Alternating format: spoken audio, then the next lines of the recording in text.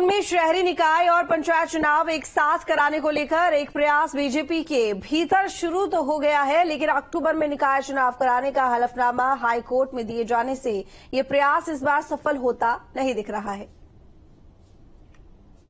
आप जानते हैं कि हमारे उत्तराखंड के अंदर समय समय पे चुनाव जब होते हैं, आचार संहिता जब लगती है तो स्वाभाविक रूप से विकास कार्य प्रभावित होते हैं।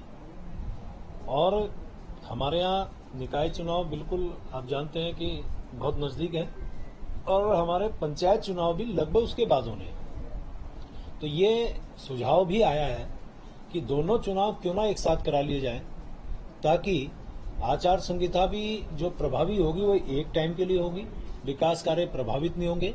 और एक समस्या और भी है, वो मैं आपको और शेयर करना चाह रहा हूं कि कुछ लोगों के 2 जगह वोट है, ग्राम सभा में भी है और निकायों में भी है। तो कुछ लोग जो है जो अलग अलग भी चुनाव होते हैं तो वो दोनों जगह वोट डालने का काम करते हैं। तो मेरा ये कहना है कि दोनों चुनाव एक साथ हो जाएं तो शायद इस पे भी रोकथाम हो जाए।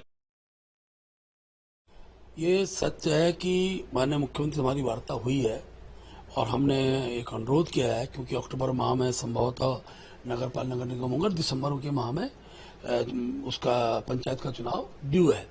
क्योंकि कई बार देखा जाता है जो व्यक्ति नगर निगम का चुनाव लड़ रहा है बाद में पंचायत का चुनाव भी लड़ता है और उसको 6 माह का समय अगर मिल जाता तो लड़ सकता है। तो इस बार तय किया है कि इस प्रकार परिस्थिति निर्माण हो और समय भी बचे दिसंबर अंत तक, क्योंकि इसी वर्ष में अंत तक हम लोग अपना ये चुनाव करा दें और आचार संहिता के बार के आचार संहिता को बचा जा सके।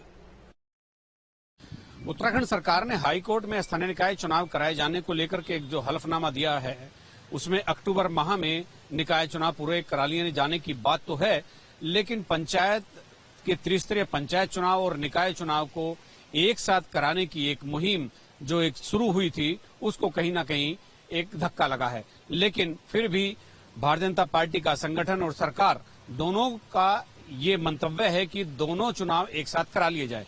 लेकिन इसमें सबसे बड़ी हर्डल हरिद्वार के पंचायत चुनाव हैं जो तकरीबन 2 साल बाद हैं। अविभाजित उत्तर प्रदेश के समय से ही हरिद्वार के चुनाव यूपी के पंचायत चुनाव के साथ होते रहे हैं। चूंकि एक समय वहां पर बाढ़ बहुत थी तो वहां के चुनाव उत्तराखंड के अन्य 12 जिलों के साथ नहीं कराए गए थे।